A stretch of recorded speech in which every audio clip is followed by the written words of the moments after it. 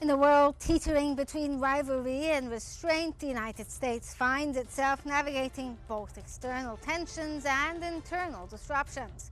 As Washington and Beijing prepare for a high-stakes summit at the APEC Forum in Seoul, diplomacy is once again on the line. Trade, tariffs, and technology all shaping the uneasy balance between the world's two largest economies. Diplomatic momentum is building through talks between the Secretary of State Marco Rubio and the Chinese Foreign Minister Wang Yi. Meanwhile, back in the US, the nation faces a crisis of governance. A government shutdown, halting nuclear operations, and risking delays in critical modernization efforts vital to President Trump's defense agenda. From the corridors of the global summits to the silence of shuttered facilities, America's projection is being tested abroad through negotiations and at home through dysfunction. Can Washington manage both fronts without losing the grip on leadership? Let's find out here on In Focus.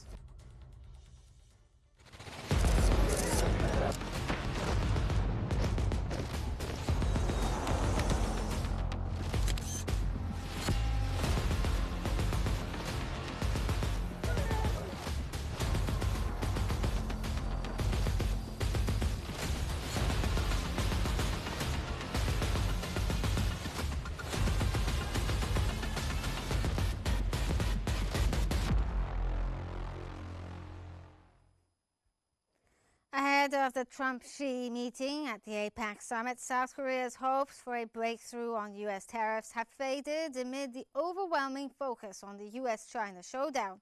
According to modern diplomacy, President Donald Trump's brief stopover and early departure contrast with Chinese President Xi Jinping's extends presence, giving China a symbolic diplomatic advantage. Trump's aggressive tariff policies have strained international relations, including with South Korea, where key industries face economic uncertainty. South Korea aimed to finalize a substantial trade deal with the U.S., but major differences remain. The forum underscores shifting regional power dynamics with South Korean navigation between Washington and Beijing. Experts warn this could be one of the most consequential APEC meetings in years, highlighting the delicate balance in East Asian security and trade diplomacy.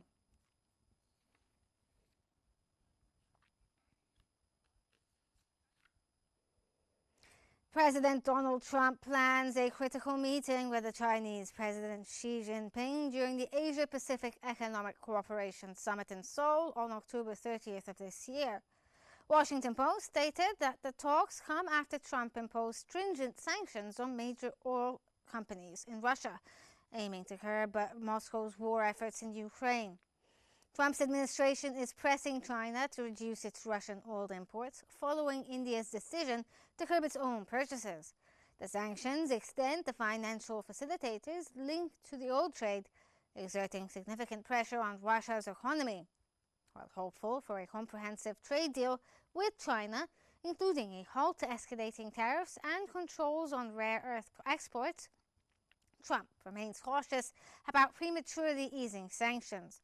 The summit will also likely address sensitive issues, highlighting the complexity of U.S.-China relations amid the global security challenges.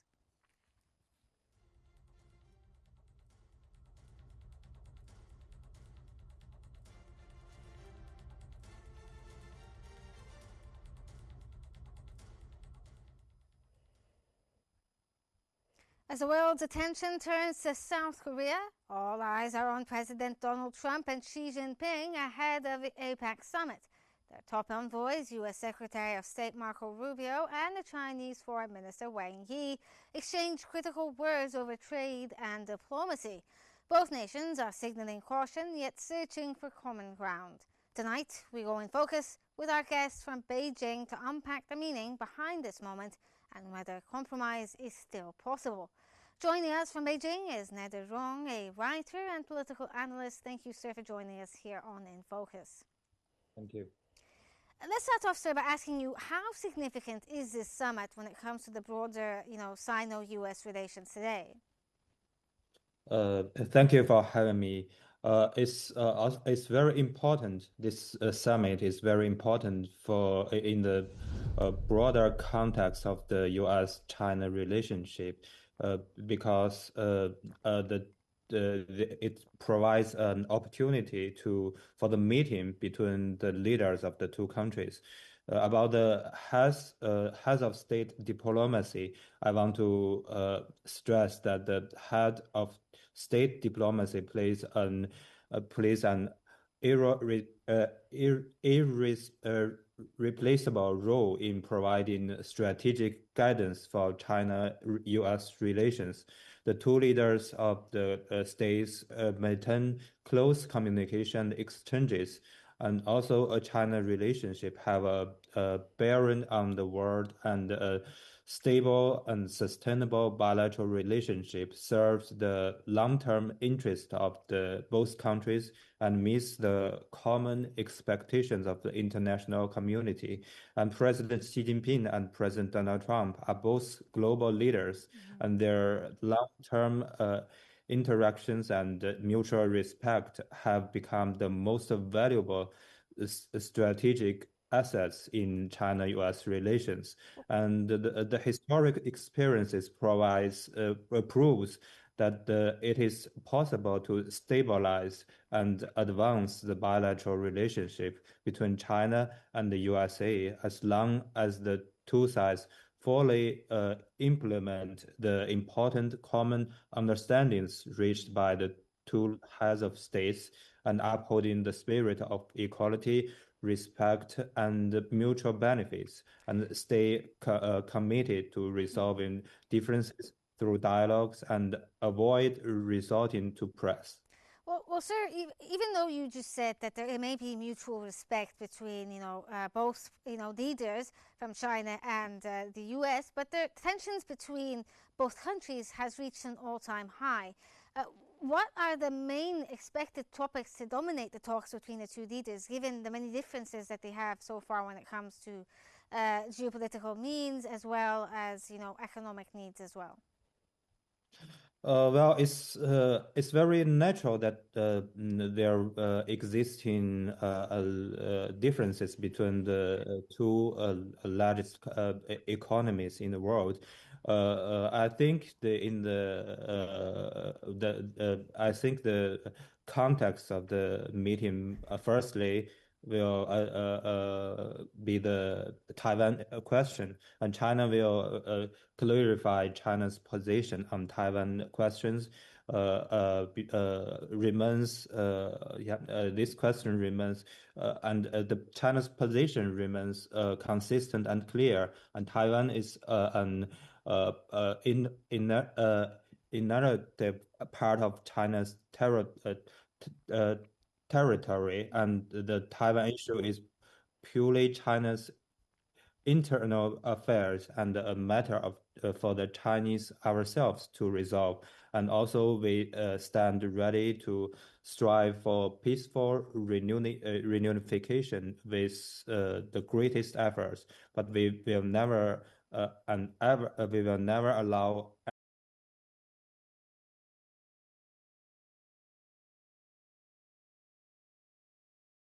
economic and trade and technological issues, and how to end the trade war and tariff war, and the war also on the high technologies, and also export control of chips and high technology, and also rare earth, and long-term extension of the tariff, and also the cooperation on drug controls, and also the how to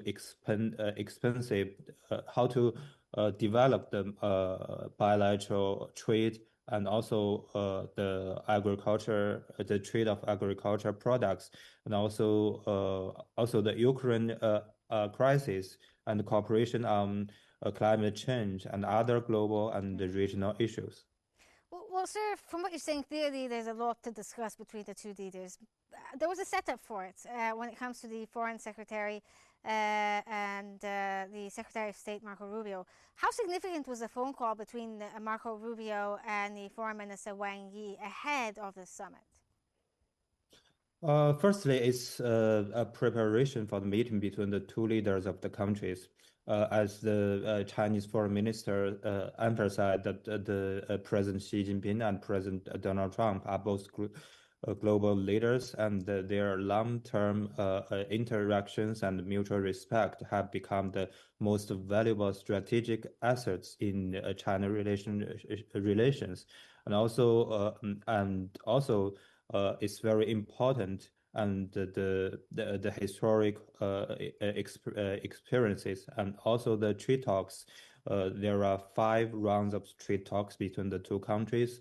It proves that it is possible to stabilize and advance the bilateral relationship as long as the two sides fully implement the important common understandings reached by the two heads of the states. And also, and Wang Yi also expressed the hope that the two sides will work in the same direction to for the high level interact between China and United States, and also create conditions for the development of the bilateral relationship. Well, let's talk a bit about the tariffs.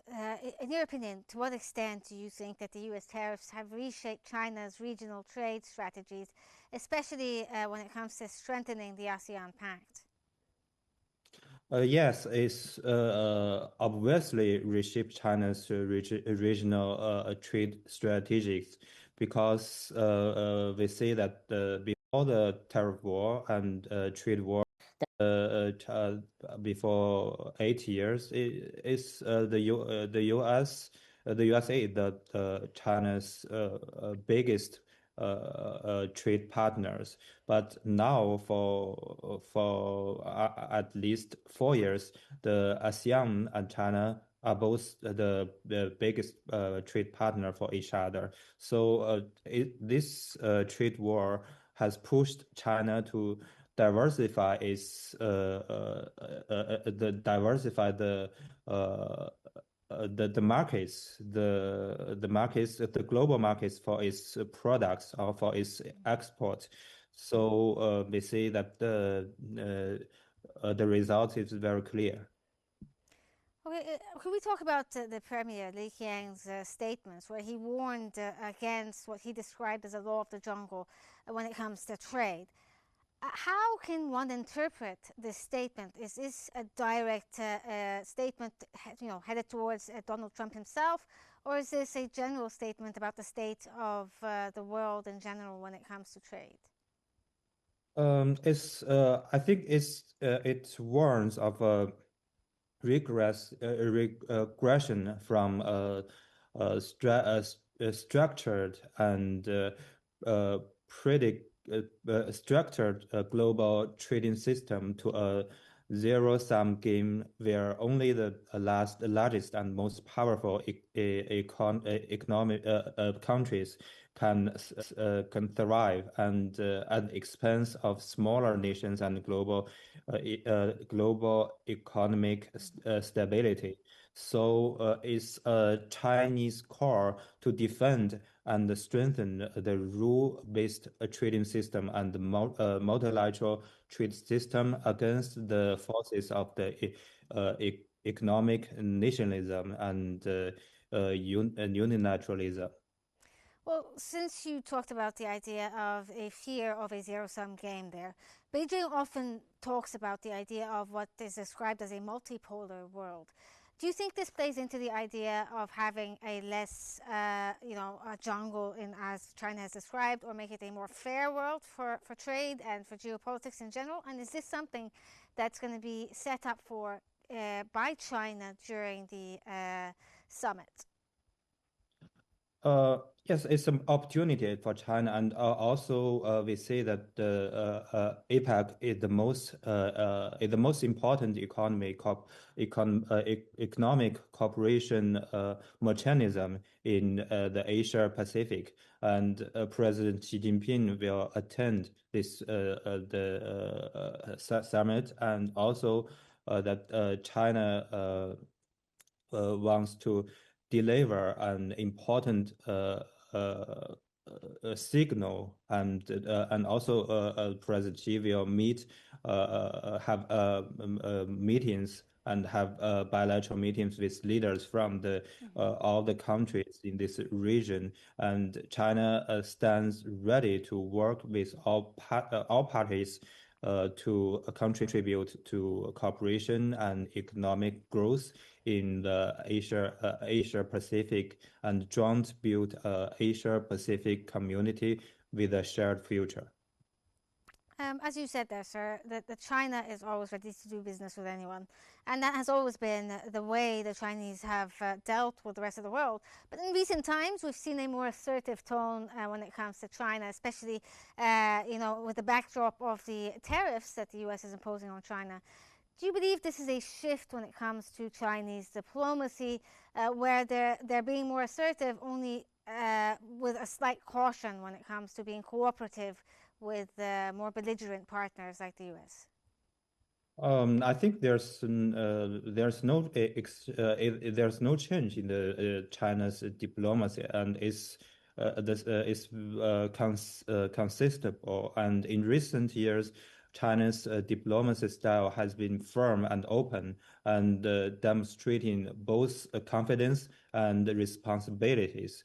And with its role as a major country, while consistently upholding the concept of win-win cooperation, and China's stance on international affairs is also clear, and at the same time, we also adhere to the path of peaceful development, and we are also committed to establishing and developing friendly cooperation relationship with all countries. And every step in China's diplomacy is carefully considered, and it's meet the expectations of the international community, and also serve the needs of domestic development of China.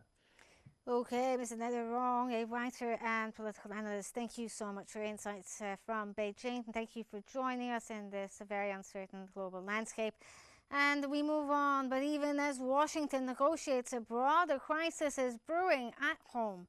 A government shutdown, one of the longest in recent years, is now threatening critical national security operations and defense sectors, including the United States nuclear weapons program. Let's take a closer look.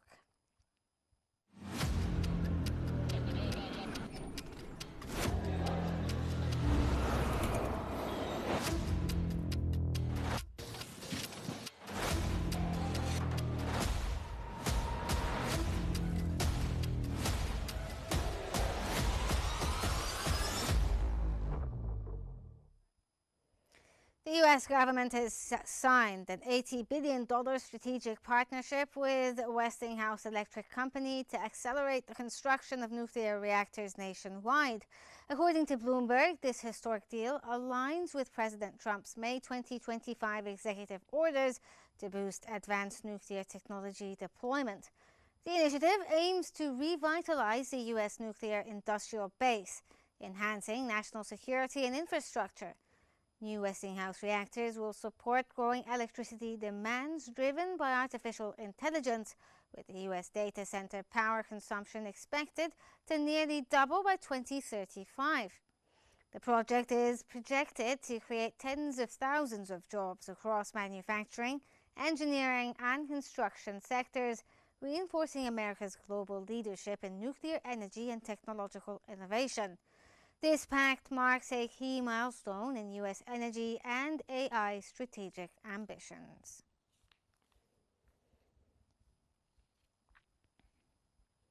Amid the ongoing government shutdown, about 1,400 workers within the National Nuclear Security Administration have been furloughed, halting operations at key nuclear weapons sites such as Pantex and Y-12. This disruption poses a significant threat to the weapons production and modernization, directly challenging President Trump's strategic defense goals. To discuss the ramifications, we welcome Justin Thomas Russell, a Global Foreign Policy Center Executive Director from Washington, specializing in U.S. defense and policy. Thank you, sir, for joining us. Good to see you, Ryan. Good to see you. Let's start off by asking you, how immediate are the national security implications when it comes to this shutdown, especially when it comes to the nuclear program? Well, the government never wants to have an exposure or a risk exposure like this does right now. When you furlough key national security personnel, such as the ones that manage the nuclear, the nuclear strategy, the manage the nuclear test sites, such as you mentioned Oak Ridge and Savannah River.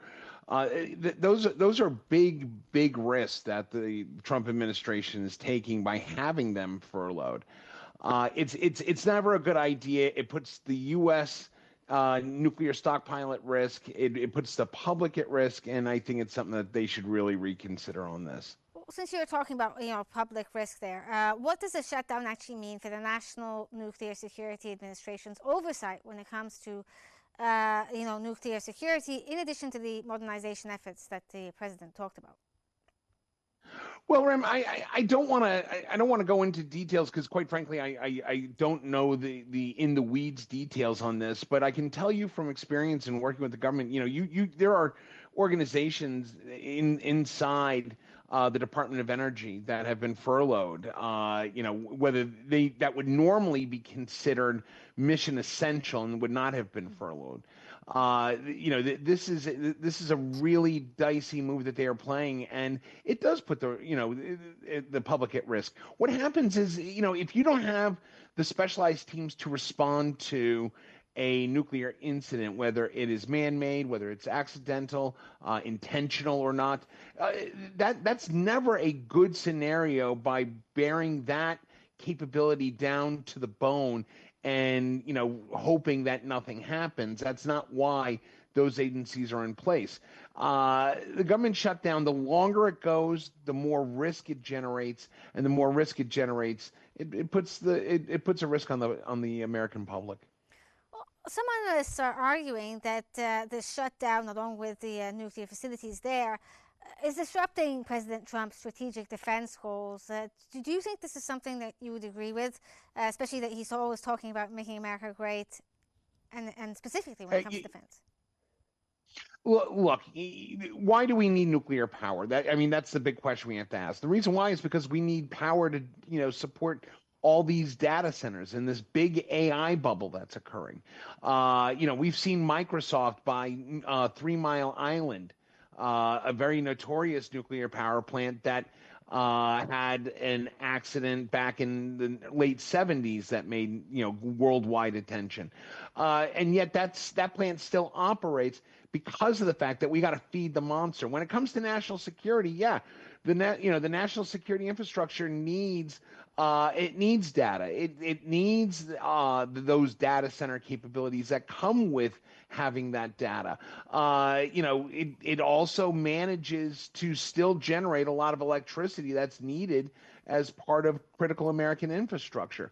Right now it really hasn't hampered the bigger national security strategy. It does pose a risk, but I don't think it's hampered anything.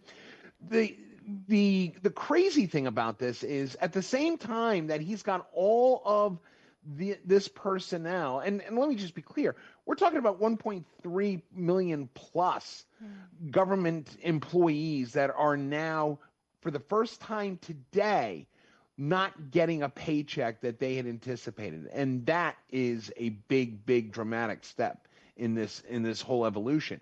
But what I'm saying is that when you look at this and you sit there and say, okay, well, we're going to put them on furlough, at the same day they're going to strike a billions and billions dollar deal to build up these new nuclear facilities with Westinghouse because they're paying them to build reactors.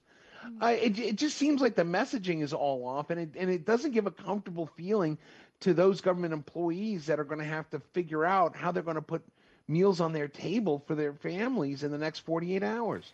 Well, as you said, like 1.3 million people are going to be affected. So assuming that this goes on, what could be the long-term consequences that could possibly arise if the shutdown goes on for a while? I think that the long-term consequences is it's going to force in the event that this goes on for, like, let's say another 30 days, this goes on past Thanksgiving here into December. The effect it's going to have is, one, it's going to have a drain on the thought leadership inside these organizations. These organizations are not going to stick around and have to deal with this, especially under a turbulent administration such as the one we're in right now with Donald Trump. They'll go to the private sector, make more money, and that is going to create a brain drain that we're going to lose a lot of that institutional knowledge that helps keep our country and our nuclear programs safe. They're going to the private sector. Well, who's going to fill that gap? The newer people? They don't have the experience. So yeah, there's a lot of concern as far as this dragging forward, and the biggest risk is the losing of the absolute premier talent in these fields, and them going to a private sector or even to another country. Okay, let's talk about the security staffing there when it comes to the Pentax and the Y-12. Is having temporary staff there alone going to ensure safety as well as maintain these nuclear sites? As you said, this is a very dangerous business. I have to believe yes. And here's why I say this, is I believe that the temporary staffing that they're doing there, whether it's through contracts that have firm fixed pricing, which I won't get into the acquisition details, but whether it's through contractor support temporarily, or the recall and temporary funding of certain critical mission personnel, I don't think they're going to put something that dangerous in play because of a political game that they're playing with the national budget. So I don't think it's putting a lot at risk right now. I don't think it reduces. I mean, it's not ideal, but I think it's still something that we need to keep an eye on. But I don't think today, like, I don't feel like I would be in danger if I was living close to one of these facilities. So do you think that there may be like some sort of bipartisan movement in the Congress to somehow exempt, as you said, mission critical defense sectors from the shutdown? Well, traditionally in when we've come to these government shutdowns, there are certain personnel that are deemed mission critical. For example, the military personnel in the military have always been paid. This is the first time that they are questionably being paid. You look at federal law enforcement, you look at air traffic controllers, those people have traditionally been paid. This is the first time that an administration has said, nope, if you're shutting it down, we're shutting it all down. But wouldn't this break down society? It would break down the government hierarchy as well. If, people aren't getting paid, they're not well, yeah, this is a dangerous game that the administration and Congress are playing here. I mean, we just saw today. It was just being reported that the biggest union for government employees, the American Federation of Government Employees, just the president of that union just went public and said, okay, enough's enough. Vote on the clean bill. We can deal with the healthcare issues and all the other issues after we reopen government. But this is now getting out of hand. We got to move. I think that that's going to resonate with Democrats. Look, the Republicans are hoping that the Democrats blink. They're hoping that, they finally acquiesce and say, you know what, we throw our hands up, we're done, open up the government. And of course, somebody like Trump and his administration are going to claim victory and do victory laps all over the country saying, look how weak the Democrats are. I think what we're going to see is there's pressure right now on both parties. Who blinks first? But we're starting to see the unions starting to say, now is the time to really put people back to work. Okay, thank you so much, Justin Thomas Russell, for shedding light on this important topic and the difficult challenges ahead. From South Korea to the US, the threads of diplomacy and dysfunction weave the story of American power in 2025. On the one hand, a summit seeking compromise with China, and on the other, a shutdown revealing fragility within. Both test America's ability to act, lead, and endure. You've been watching In Focus. Stay tuned for more analysis and further perspectives here and stories shaping the world on Qnews.